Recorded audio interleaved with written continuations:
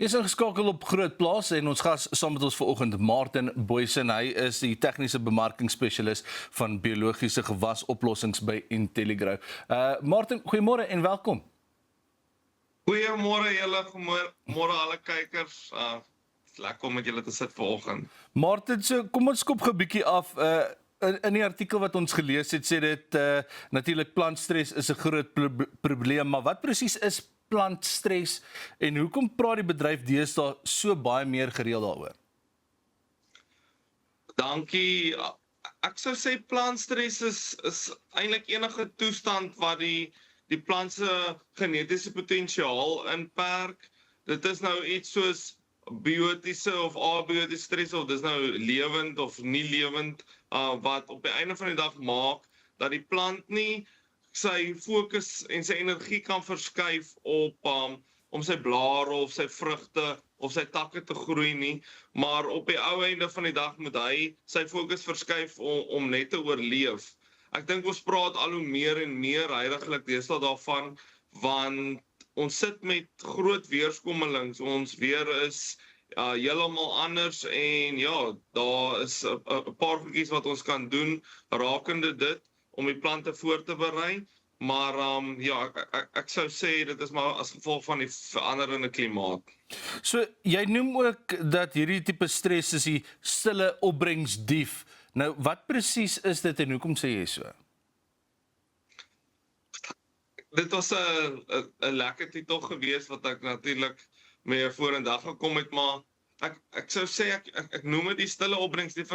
In die verlede, ons as boere en in die industrie is ons baie ingestel op die einde van die dag om vir peste en plate te gaan spuit en ons gewasse voor te berei, maar op die einde van die dag verloor die boere eintlik baie meer wanneer hulle nie vir hierdie weerskommelings, die klimaatsveranderinge, die plant voorberei nie. Sonder dat hulle agterkom, het hulle groot verliese, hulle blomme begin val, hulle blare begin val, hulle weet eintlik nie wat aangaan nie, dit is as gevolg van die plante wat onder stres is.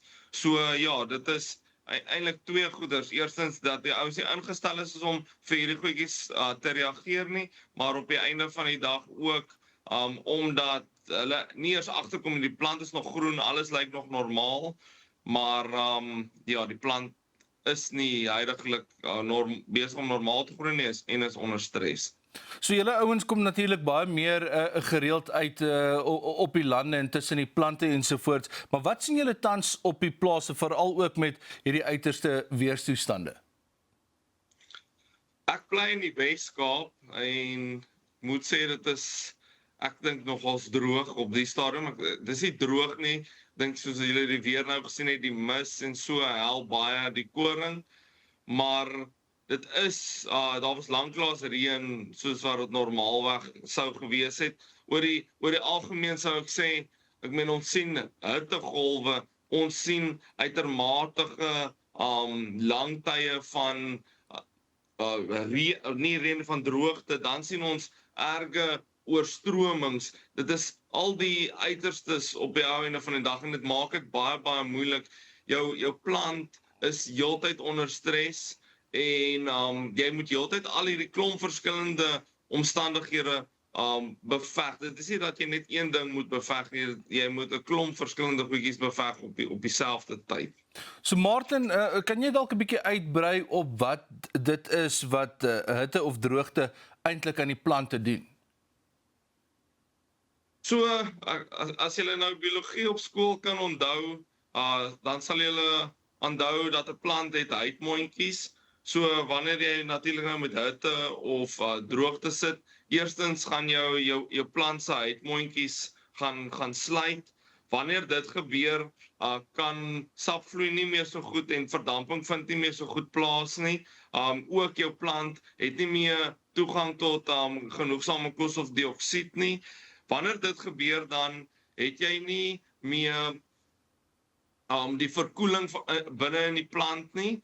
Jou plant as gevolg van die minder koolstofdioksied kan nie meer suikers produseer nie.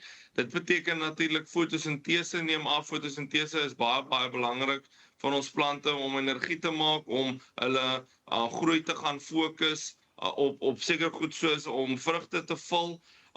Jou plant se temperatuur styg wanneer jou verdamping verminder. Dit beteken dat daar iets wat ons noem reaktiewe suurstofspesies in die plante vermeerder.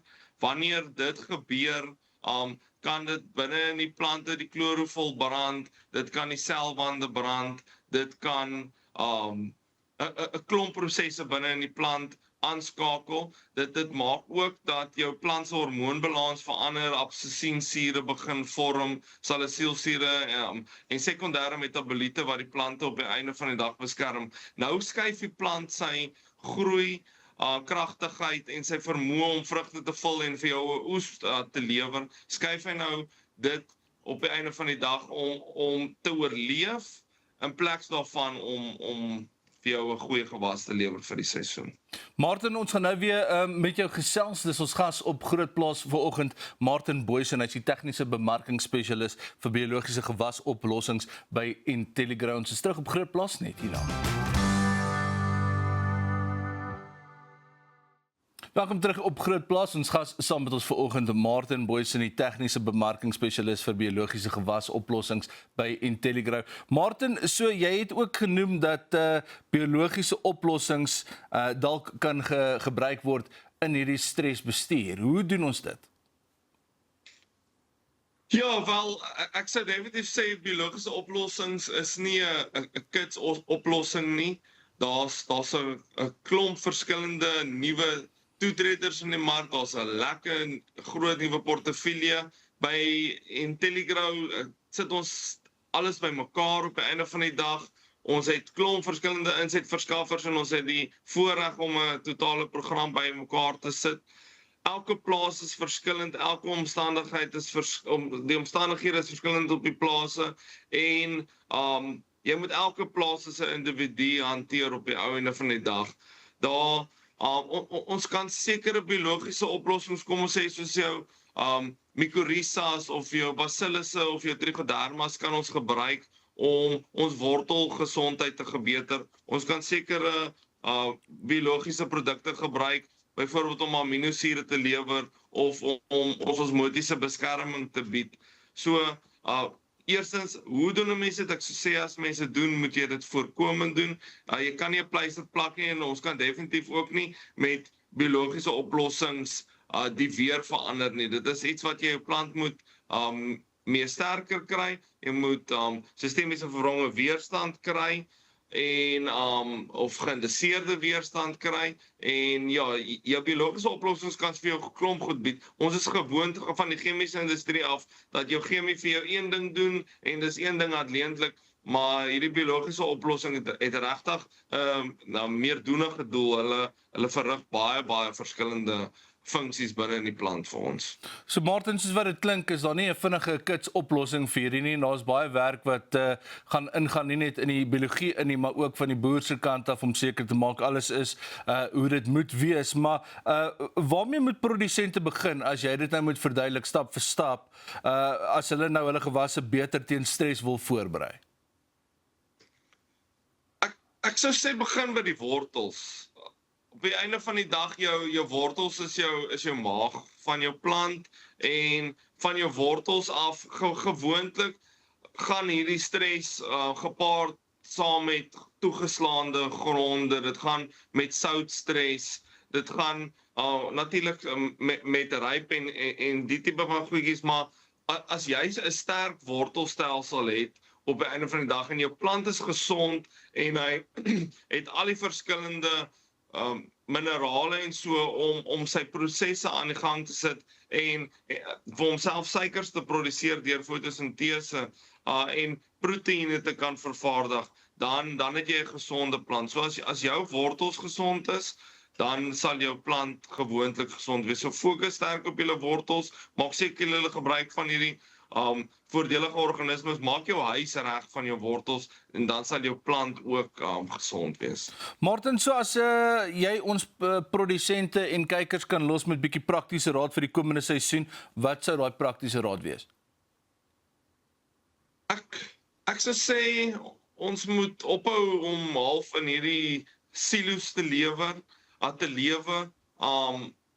Ons is geneig om gewasbeskerming eenkant te sit en dan is ons geneig om ons biologiese goedjies eenkant te sit en ons is geneig om ons voeding ook eenkant te sit. En ek dink hulle almal praat eintlik met mekaar en ons moet almal van hulle saam interpreteer en ons moet ons besluite saam maak. 'n Plant wat gesond is, 'n plant wat se wortels goed groei en wat se omgewing reg is en reg bestuur is en reg voorberei is, gaan altyd beter funksioneer. Maar wanneer ons net gaan begin fokus op gewasbeskerming of ons gaan net fokus op plantvoeding of ons gaan net fokus op biologies. En by Intelligrow het ons 'n dingetjie fisies, chemies en biologies en is 'n driehoek wat die plant bymekaar bring en ek dink dit is belangrik om al hierdie faktore reg te kry. Jy kan nie hierdie biologiese opsies gebruik as alles nie reg op die einde van die dag is nie.